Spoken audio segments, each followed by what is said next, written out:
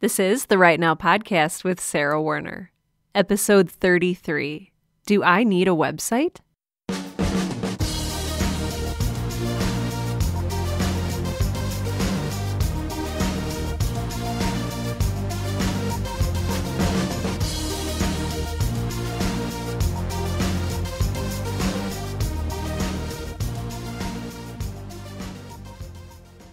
Welcome to Right Now, the podcast that helps aspiring writers to find the time, energy, and courage you need to pursue your passion and to write every day. I'm your host, Sarah Werner. And as many of you know, my day job is not as a writer. I'm a writer because I love to write and I come home at night and I write after work. But during the day, I work for a website design and development agency called ClickRain. That's click as in clicking a mouse, and then rain as in making it rain. I get that question a lot. At ClickRain, I'm the senior content strategist, which means that it's my job to outline and prepare for and plan for and sometimes dictate what needs to happen with the content on a website. Now, the content on a website is the stuff that the website is built to contain. So you don't go to a website to look at all the little ones and zeros, and you don't go to a website to inspect the design. You go to a website to ingest or consume content. So whether that's the hours of a business or a video that you want to watch or an interesting story about a person or a product description or a series of images, whatever it is that you're consuming on a website, the data that you're consuming and the way it's arranged, that's sort of what I do for a living. So if you're familiar with any sort of website creating jargon, it's my job to work with a client to discover what their needs are and what their goals will be for a new website. I can help them with branding initiatives. So if they're looking to create a new tagline or just to further refine what their brand is like. So thinking about their brand as a person, who is this person? Is this person male or female? What does this person look like and sound like and dress like? And how would they act?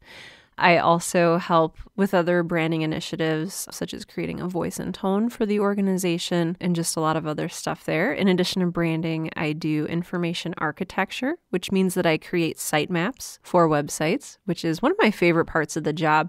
I always wanted to be a librarian growing up, and creating sitemaps for websites is kind of the next best thing that I've found. It's like being a librarian for the internet. You have all this data and you need to decide where it lives, how it interacts, how to keep people moving through the websites and keep them happy while they're doing that, giving them what they want and what they need. I also plan for content, and so I'll say, oh, there needs to be a button here and it needs to say this, or, there really shouldn't be too big of an opening paragraph here because it'll just get in the way of people getting what they want, which is this information or this information. I also help with any copywriting that needs to be done if our copywriter is overwhelmed, which she often is. So I do get to do a little bit of writing, but it's very different than creative writing. It's more on the technical side. And so if we're doing a website for a hospital, then I'm writing about different hospital things, whatever the need is. And in web writing, I also put in tons of web writing best practices. So how should this paragraph be formatted so it's easier read on the web? How can we put headers here and here to make things more accessible, to make this content more accessible and usable and useful for readers? Finally, I also deal with website governance. So after you launch your website, what happens? When do you need to update certain pages? And do we have a plan in place for when employee turnover happens and we need to take Jane Smith out of the employee directory? And what happens when this content becomes outdated? And how often do we need to refresh this content for SEO purposes? And how does our blog tie in with our social media strategy? Et cetera, et cetera, et cetera. So what I'm saying is, if it has to do with content on a website, that's kind of what I do. And it's really fun and I love it. It lets me be creative and strategic. And I also learn. This is my favorite part of the job, is I learn a ton of stuff in the process. And I'd also like to use what I've learned in my job and what I know in my job and what I convey to clients on an everyday basis to you. So I think that I've maybe spoiled the answer to my question. The question was, as a writer, do I need a website? From my ongoing chatter and enthusiasm for websites, I think that you've probably garnered by now that my answer is yes. But what I want to get into today is why? Why do I need a website? Like, what good will it do for me? And then I'm going to get into the how. So, how do I build a website? How much will it cost? How do I know if this is a good idea? So we'll tackle all of those questions in today's episode. Do I need a website? The answer is yes. So let's back up for a minute and ask, as a writer, do I need an online presence? No matter what your stance on websites are, I think that everyone can agree that the answer is yes. Unless you're a Luddite, in which case your answer is no. But Luddites aside, yes, you want some kind of online presence. If you don't have an online presence, say a Twitter account at the very least, then you really risk being disconnected from a community of writers and, perhaps more importantly, your community of readers. One of my favorite things about social media is that I can send a tweet to literally any writer that I want to.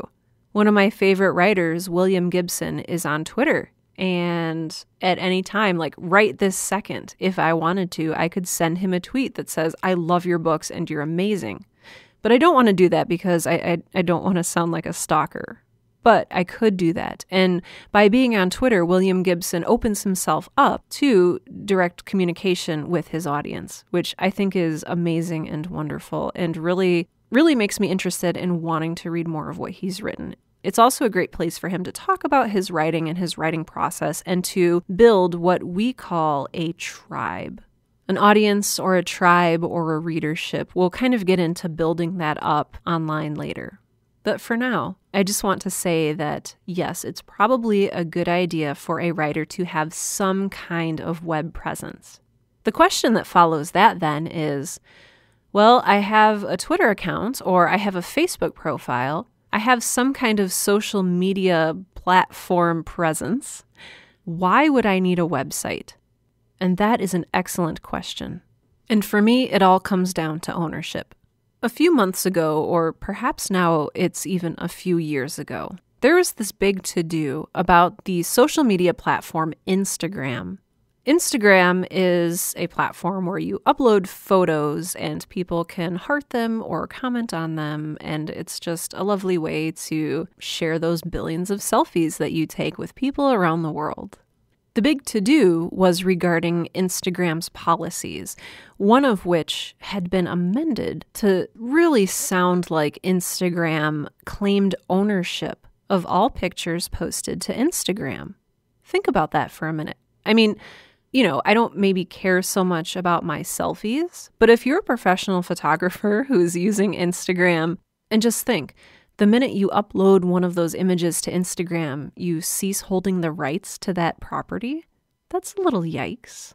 Instagram has since sort of rescinded that policy and rewritten it to make it a little bit more copyright/intellectual property ownership friendly.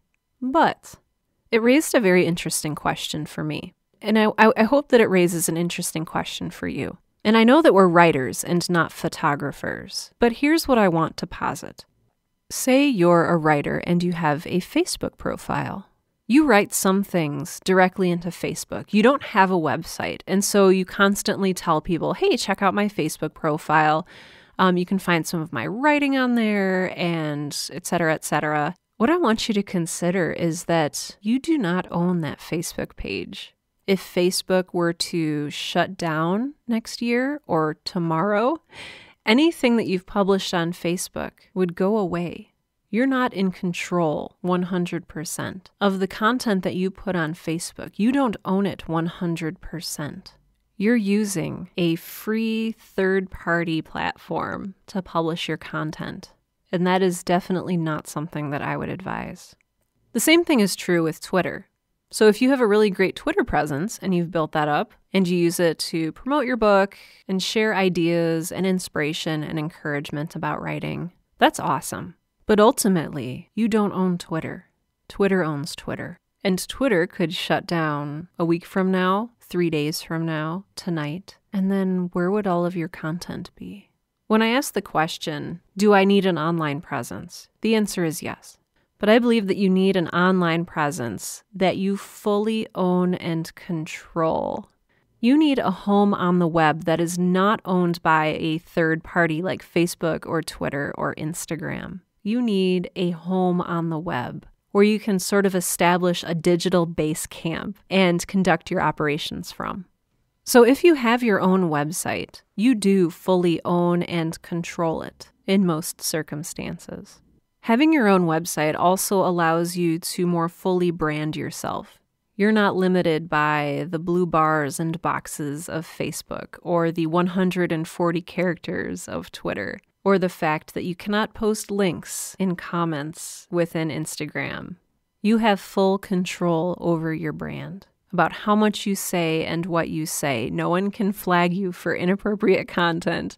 No one can take down your posts. You can have a strong brand with a logo and your image at yourname.com. It lends you trust and credibility. So if I'm a writer and I say, hey, check out my Facebook page, that's one thing. But if I'm able to say, hey, go to sarahwerner.com and read some of my writing, that's another thing entirely. It's more professional, it's more trustworthy. Not to mention the fact that when you own your own website with your own domain, you also get an @yourname.com email address option.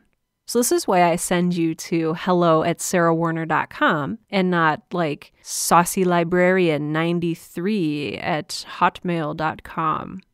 One just sounds so much more professional and established than the other one, and often perceptions can be everything.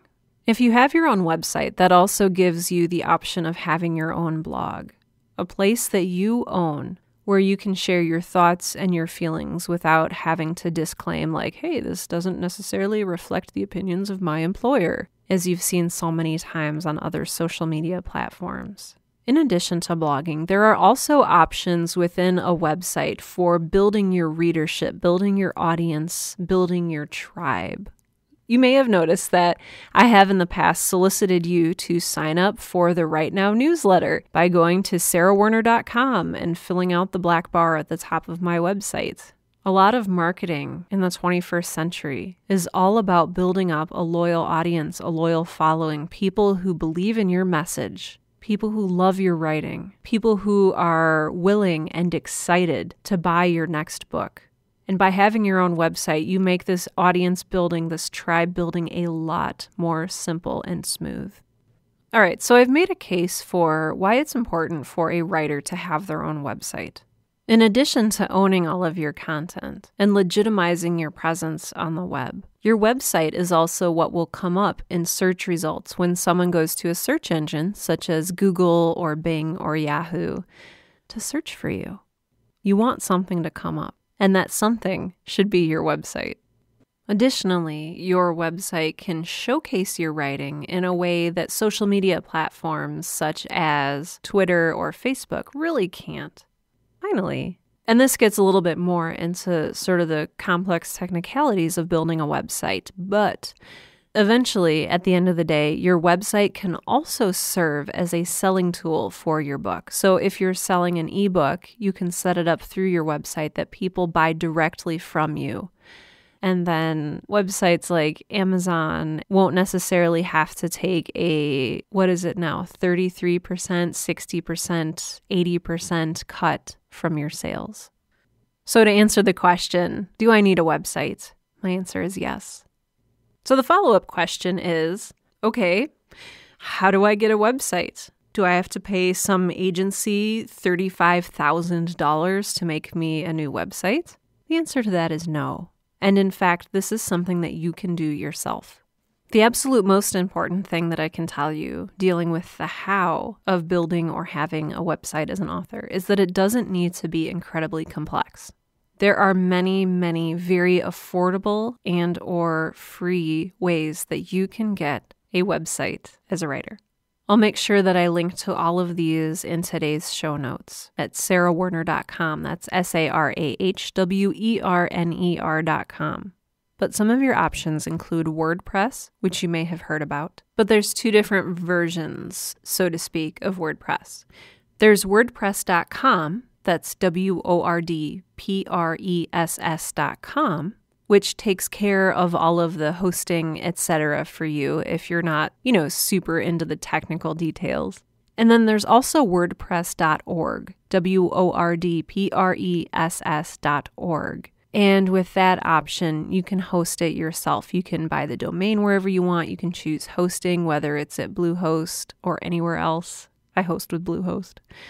It's a little bit more complex, but it's also really rewarding to build your own website using WordPress.org. But for beginners, I would recommend using WordPress.com. It's super easy. You can have your website set up in just a few minutes. Another great option is Squarespace, which lets you create very simple, beautiful websites very quickly using a very intuitive sort of dynamic creation tool. You do this all online, and it's very, very easy to do. And no, neither WordPress nor Squarespace is giving me money to tell you this. I just feel like I need to say that as a disclaimer. But Squarespace will also let you own your own website. Currently, it's $12 or $13 a month, and that takes care of hosting and everything for Squarespace. WordPress can vary. It depends if you buy your own URL. So www.yourname.com, that's your URL. Or whether you just go with a free one. So with WordPress, that would be www.yourname.wordpress.com. And so it kind of depends what you want there. Either way, less is more. It's really easy to get caught up in creating this huge website with all of these different menu items and navigational items and a really complex navigation and interface. But I can't say this enough. Less is always more. So with either of these options, WordPress and Squarespace, you can set it up to collect emails, and you can also set it up to measure analytics. What I mean by that is I have Google Analytics set up on sarahwerner.com, and so I know how many visitors I get to my website per day, at what time they're visiting, at what pages they're going to. None of it's uniquely identified, so I can't say Patty Smith was on my website from 10:07 a.m. to 10:12 a.m. on Saturday, blah, blah, blah. You never know who it is specifically, but you can tell that a visitor was on your website from a certain time to a certain time, and that they went to probably a number of different pages within your website. You can tell that, this blog post that I wrote about, my favorite tools for writing was viewed this many times, whereas this other piece of content I created was only viewed a couple times. So, maybe I should start creating more posts like this other one if they get better results. Analytics is just a treasure trove of data. If you're at all the kind of person who likes to analyze or measure what they do, like the results of what you're doing, it's helped me to make a number of very smart decisions for my website. Realizing that you get more clicks if you have a button instead of a link, realizing if you get more listeners if you put your podcast in one place versus another place. There's just a lot of really cool experimenting you can do on a website that you own. And so I would encourage you to play around with that a little bit. I realize while I'm saying all of this that in encouraging you to make your own website, I should at some point offer some kind of tutorial about website making 101. So I'm going to have to do some brainstorming about what to do with that. Maybe it will be something that people can download from my website. I don't know. I'll need to do some planning. In the meantime, if you ask the question, should I still be on social media once I have my website because it's feeling a little redundant? I say yes. Social media, such as Twitter, Facebook, Instagram, Pinterest, it's a great way to drive traffic back to your website, back to that web property that you own. So it's a great way to, in marketing terms, drive traffic and create engagement. So you can tease people with, hey, here are 5 tips that you can do about X, Y, or Z, and then link to your website and make sure people are landing on your website onto that space that you own and you control instead of the other way around. So in case I didn't reiterate that enough, Yes, you can still be on social media, and maybe you should even still be on social media. Just make sure that everything you do on social media points back to the website that you own, yourname.com, aka your home online. This week's book of the week is Flunking Sainthood by Jana Reese. Flunking Sainthood is a nonfiction book, and it's sort of written in a memoir style about a woman who decides to take 12 spiritual practices and take one up for each month of the year and see how she does following them and to see if they actually make her life better and more, not necessarily more interesting, but more calm and focused and centered. The subtitle of the book kind of gives away a little bit of what happens in the book. And so the full title of the book is Flunking Sainthood, A Year of Breaking the Sabbath, Forgetting to Pray, and Still Loving My Neighbor. And the whole thing's a little bit tongue-in-cheek, which usually I appreciate. So I read this book for a women's retreat that I attended this fall. And at the outset, everyone was raving about how awesome it was. And like, oh, this author's so honest and so down to earth and so funny. And, oh, I wish I could be just like her. And so I opened it up and I started to read. And I was hooked immediately. She's a very skilled writer. And she has a way of drawing you into her world with a wink, wink, nudge, nudge, and being very, very relatable. And I appreciated that. Her style is very easy to read, very easy to digest, and sort of takes you through this 12 months of trials that she put herself through. I know you're waiting for the but this is such a fine balance to strike. That is the balance between being like fun and flippant and dismissing something that might be important to somebody else. Oh, I know this, and I'm going to sound like this like old FuddyDuddy, but I kind of don't care. So she tries these different spiritual practices, and then like immediately at the end of each month, she's like, haha, obviously I couldn't do this, and gives up and never, thinks about it again. These are spiritual practices. Like, you can't just give yoga a try for a month and expect it to like change your life. There's a difference between a spiritual practice and a magical wish granting, right? Maybe it's just me. I don't know. Everybody loves this book. And I was just like, really? She only gave it a month and then she gave up? Obviously, you're not going to like find yourself or like find your spiritual centering or anything like that within a month, right? Or maybe I'm just slow. I don't know. But I kind of think that these things take time, and to commit yourself to, whether it's Christian, Buddhist, like whatever it is that you're committing yourself to spiritually, I think it should take more than a month to like experience the fullness and the richness spiritual centeredness can bring to your life before giving up and making fun of it as useless. Like, ha ha ha, meditating is dumb because it didn't work for me within the span of 1 month. Now I'm off to try something else. It's like, oh, okay, meditation is a time-honored practice, and practice implies that you have to spend time doing it. And see, now I'm ranting in this old lady fuddy-duddy way, and okay, yeah, she had fun trying spiritual practices and it didn't work, but I think she should have taken a little bit longer to, try these things out before dismissing them as useless. So that's me. Hopefully I'm not a fuddy-duddy all the time. I don't know. Or maybe that's a good thing. Maybe there needs to be more fuddy-duddies in the world. Maybe there needs to be more people who say fuddy-duddy more than once per podcast episode in the world. Who knows?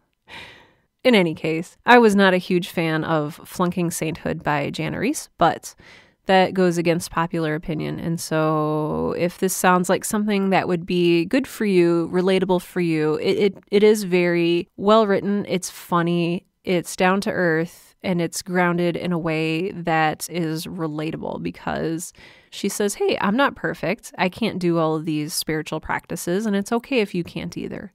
That's really, I think, what people connected to in this book. And so if that sounds like something you're interested in reading, then by all means, go ahead and read it. If not, go ahead and read something else. That's what I'm going to do. The Right Now podcast would not happen were it not for several very wonderful, wonderful people. These people include my Patreon supporters, including Cool Cat Sean Locke, official Rad Dude Andrew Coons, and official bookworm Rebecca Werner. These fine and friendly folks donate a certain specified amount of money per podcast episode. So say $1 or $3 or $5, etc. through patreon.com, patreon.com, which is a third-party donation platform that allows people to support the artists and makers and creators that create and make things they enjoy. So thank you. I would also like to thank those of you who took my survey.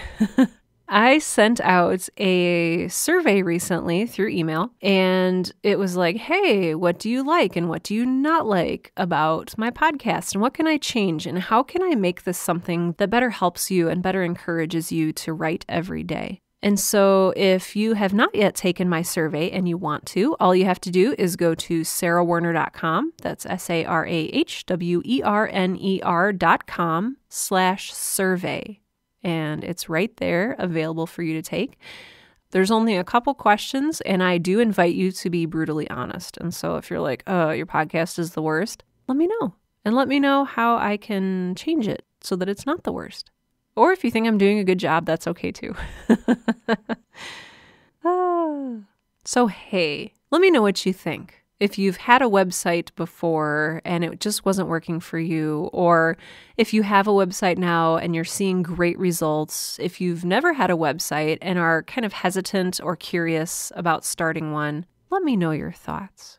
You can comment on the show notes for today's episode at sarahwerner.com. You can also go to my website and navigate to the contact page and fill out the little form there. And that just shoots me an email at hello@sarahwerner.com. And I will read it and respond to you because I like doing that. As mentioned, you can also email me directly at hello@sarahwerner.com. I feel like this has been a really long and rambly episode, but hopefully it contains some good information that will help you along the way. Whether it's with sort of paring down your current web presence or creating one afresh. I wish you the best of luck. And if you have any questions while you're working on your website, let me know. I'd be really curious and eager to help you. I'm also now thinking about putting together a sort of how-to guide for writers who are interested in creating their own websites. So if that's something that you would be interested in, let me know, and I'll start thinking about how to create that. With all that in mind, this has been episode 33 of the Right Now podcast, the podcast that helps aspiring writers to find the time, energy, and courage you need to pursue your passion and to write every day. I'm Sarah Werner, and I hope you are having an amazing day.